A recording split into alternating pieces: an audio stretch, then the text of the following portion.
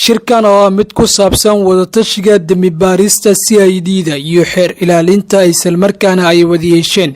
xubno ka socday UN booliiska ciidamada AMISOM nabilaalinta u jooga Soomaaliya qaybta booliiska iyo xubno ka socday ciidamada booliiska qaybta CID-da ee Jubbaland ayaa waxaa ka soo qayb galay wasiirka wasaaradda cadaaladda garsoorka iyo arrimaha diinta dowlad goboleedka Jubbaland agaasimaha guud ee wasaaradda amniga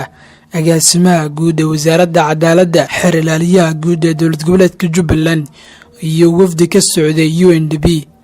ugu horeyn furitaanka shirka waxaa ka hadlay xeer ilaaliyaha guud ee dowlad goboleedka Jubbaland Maxamed Sheekh Cusmaan Saciid waxa uu ka hadlay shaqada ay ka wada dhaxaysay CID-da iyo xeer ilaalinta maanta waxaan u fadhinaa shir muhiim ah oo ku saabsan sida dambi baarista sida la socotaan CID-du iyo xafiiska xeer ilaalintu shaqada oo baaristu waa shaqo ka wada dhaxayso kiisku wuxuu ka soo bilowdaa CID-da wuxuuna ku dhamaadaa xafiiska xeer ilaalintu kadib ayaa loo gudbiyaa maxkamadda insha Allah taala waxaan ku soo bandhigi doonaa halkan presentation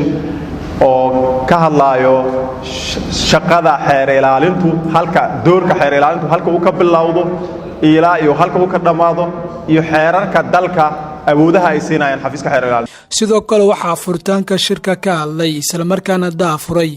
wasiirka wasaaradda garsoorka iyo arrimaha diinta dowlad goboleedka Jubbaland Maxamed Sheekh Yuusuf isagoo ka hadlay doorka ay wasaaraddiisu ku leedahay la shaqaynta laamaha kala duwan ee amniga iyo hay'adaha caalamiga ah ee ka caawiya tababarada ciidanka CID-da waxaan aad ugu faraxsanahay maadaama ay kulankii hore tahay runtii inaan ka soo qayb galo oo na fahmo shaqooyinka ee ka socday isaga wax wadaan aadan ugu faraxsan AMISOM Police kulan ku yeeshan xafiiska waxaan ku balansaneen inaan ogaano ama ay codsadeenba inay arkaan shaqooyinka ama tababarada ay sameeyaan mirdhalkoodii iyo qaabkii u fahmeen runtii saraakiisha la tababaray iyo sida wax u qabanayaan marka waxaan aad ugu faraxsanahay in ayagu anaga marqaati ka nahay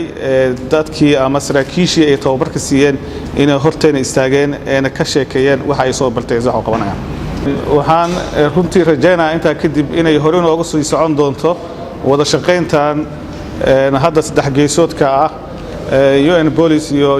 AMISOM Police iyo dowlad goboleedka Jubbaland saraakiisheeda iyo xafiisyada kala duwan sida CID-da sida xeer ilaaliyaha xafiiska aad ugu maasan yahay sharaxaadda dheer uu ka bixiyay annagu mas'uuliyadeen insha Allah taala waxa weeyaan inaan controlno ama aan ogaano runtii hay'adaha naga caawinaya arrimaha kala duwan ee dowlad goboleedka Jubbaland gabagabada shirka waxaa dhankiisa warbaahinta la hadlay xeer ilaaliyaha guud ee dowlad goboleedka Jubbaland waxa uu sidoo kale mar labaad ka warbixiyay shaqada ay ka wada dhaxaysay CID-da iyo xeer ilaalinta Jubbaland CID-du kiiska markay faldambiyeedka soo qabtaan ay qabtaan ayaa kiiskii diyaariyaan waxaana ku wareejiyaan xeer ilaalinta ayaa kiiskii dacwadii oogta faldeedeysana dacwada ku oogta markii ay ku qanacdo kiiska inuu dhameystiran yahay sharciyan waafaqsan yahay ayaa maxaa la yiraahdaa dacwada ku oogta sidaas uu qofka si uu helo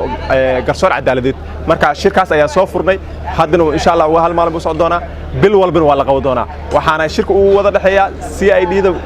booliis qaybta booliiska Jubbaland iyo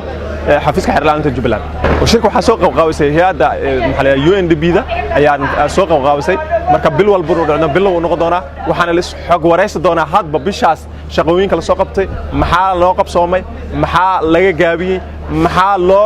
la yiraahdaa lagu dari karaa shaqooyinka la soo qabtay intaas ayaa mar walba loo wada hadli doonaa Cabdullaahi Bashir Yuusuf TV-ga iyo raadiyaha dowlad goboleedka Koonfur Galbeed magaalada Kismaayo